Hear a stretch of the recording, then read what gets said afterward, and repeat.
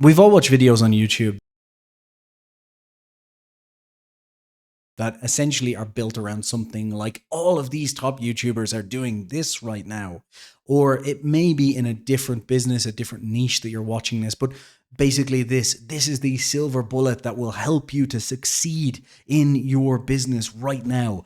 And most of them are, to be honest, complete and utter bullshit. And you should avoid all of these like the absolute plague. So I'm going to explain in this video why you should avoid them and the key exception to this rule. And I'm going to do this using the YouTube example, but realistically you can apply this to most business advice that's out there, because in reality, the same rules generally apply. Being a YouTuber is just running a business like any other. And I'll start by going through a few key problems with taking any of this advice. The first being that most of this advice is based on anecdotal evidence. Essentially, a YouTuber started doing this new thing or started playing around with this new idea, and all of a sudden their success has gone up compared to where it was before. The problem with that kind of anecdotal evidence is that there's no real data behind it. So you're just making an assumption that a change was made and all of a sudden things started working. Therefore, this change must be the reason for that increased success. And as the famous chat up line goes, correlation is not causation. Basically, because you haven't got all of the data, that assumption could be wrong. And just because you've heard it from 20 different sources doesn't make it any more right either, because those 19 other sources could just be listening to the one original source. And usually anecdotal evidence is very logical and very thought out in our minds and makes sense in our minds, but just because it makes sense doesn't mean it's accurate. And you could end up doing this for a long time before finding out that piece of advice A is actually wrong and it was advice B that was the reason for all of this success, and you've actually been hurting yourself by doing A the entire time without B being present. So you need to be really careful, and unless you have the full data set from the actual original source telling you all of the things that they did, then be really, really careful about this, because you will find in a lot of cases that when that person goes back and has a look at the original reason for that success, they'll find that they thought it was this when reality it was this. And in a recent video, I talked about all of these billionaire routine myths that you hear all the time. You know, it's waking up at 5 a.m. is the reason for success. And when you actually go and look at it, they were waking up at 6 a.m. for the entire build up to the success.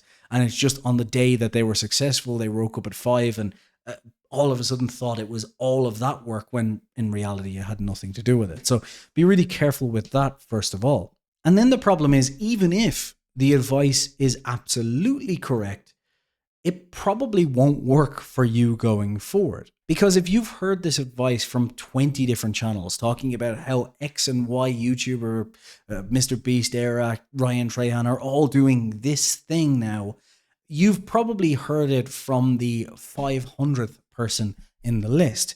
You're hearing it on YouTube from 10 different people and you think, oh, everyone's talking about this, it must work. And in that situation, the problem is, even if all of those people were right and it was the right piece of advice, you are now the 1 millionth person to try this new piece of advice. And therefore, everyone else who beat you to it got more of an advantage from it. And by the time you start doing it, it's too late. And therefore, you're just now looking like the tired guy who's doing the same thing as everyone else. And unfortunately, because everyone else is doing it, the effect no longer works. And actually, it's probably a negative effect, because whatever it is just tiresome. We see this all the time, especially on YouTube, if everyone else starts doing the same thing as Mr. Beast, and therefore you start getting sick of just seeing Mr. Beast clones all over the place. And in some cases, because so many people are doing it, it actually makes the original tiresome, and that's why you'll find the original person has stopped doing it by the time that you're doing it.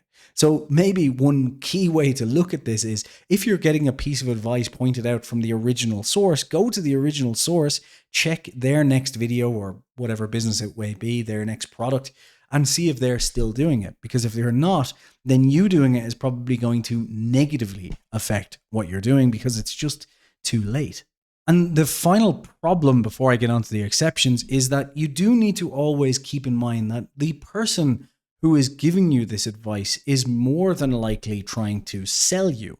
Maybe not directly, but they're trying to sell you in different ways. There are some direct ways, in fact, that they are trying to sell you by, for example, telling you this piece of advice and then linking in as to why they've got more and more of this advice in their new course. You see this all the time with these faceless YouTube AI creators on Twitter and everywhere else that tell you that, you can make $10,000 a month and it's so simple. Here's my course you can buy right now for $500. To which my question is, but if you can make $10,000 so simply from this, why are you putting all your effort into courses and not making hay while the sun shines on your faceless AI channel? That doesn't stack up for me and therefore is probably bullshit. The point is, they may not even be selling you directly, but these YouTubers who are telling you about this YouTube advice, as that example, you need to remember are just playing to their key audience. And the people who generally watch these channels, and I am guilty of this in the past, are usually looking for some sort of quick fix, some magic bullet that's going to solve all of the problems and make you have that aha moment of, oh, I've been doing it wrong all along. And those aha moments do happen, but usually it's a subtle tweak on all of the things you've been doing before. Usually you've been building up for a long time and you have basically everything else right, and it's that final puzzle piece to put into place. But they know that the people watching their videos are normally the people who are too lazy to really wait and fix things and are just looking for that one piece of advice that will change everything. And therefore they're selling to that audience. And you really don't want to get yourself stuck in looking for quick fixes when you could be just doing the hard work of fixing the fundamentals and getting better and better. So be very careful with that as well. And this is where it comes to the exceptions, because you should absolutely follow advice, even if it breaks those rules of being maybe somewhat anecdotal or, being repetitive over and over again, or being somewhat sold, if it's to do with the fundamentals. Because if it's to do with fundamentals in terms of getting your sound right, or your cinematography, or in the case of when I was a programmer, just understanding how coding works at a base level, those fundamentals never change. There's a really simple way to figure out the difference, and that is by going back to earlier source material, usually books. I find books are the best way to do this. So if I'm looking at, for example, some YouTube advice and it sounds like good advice, and I'm wondering, maybe this is just something that's fundamentally done in filmmaking and I should look into it, I'll usually go and pick up or look at some filmmaking books, or go and see the advice from early filmmakers and see if they're doing it. And if they are, then it's generally a fundamental. With programming, I would do the same. Go back to an original book by the guy who created Java or JavaScript or PHP or whatever. And if they are telling me to do it, then it's probably just a fundamental that everyone should be doing. So make sure to figure out whether something is fad advice or a fundamental. The other key exception is first mover advantage. So if you hear advice from someone and it sounds like really good advice, maybe it's based on anecdotal data, but you're not hearing it from many other places. Like if you're hearing it from one source and no one else is talking about it, then absolutely, you should probably just go and try it out. Because even if it turns out to be some fad quick fix, it may be the case that because you are so early on in doing it, you can basically reap all of the reward from it very quickly. And then as soon as you hear everyone else talk about it, you can just kind of put it on the back burner and stop doing it and move on to the next thing. So it's first mover advantage. The old adage is, if you hear your taxi driver talking about it, it's probably too late.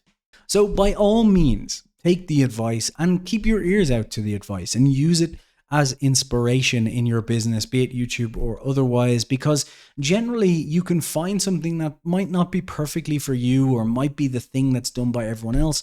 And then that will give you the next piece of advice, the next thing, the next aha moment that will help you get further and further down the path. Essentially, what all of this is trying to say is stop trying to look for patches and quick fixes and focus on the fundamental learnings, the fundamental things you can do, and the hard work it will take to grow your business. Because nothing good happens overnight and nothing brilliant happens quickly, with one key exception: hitting that subscribe button.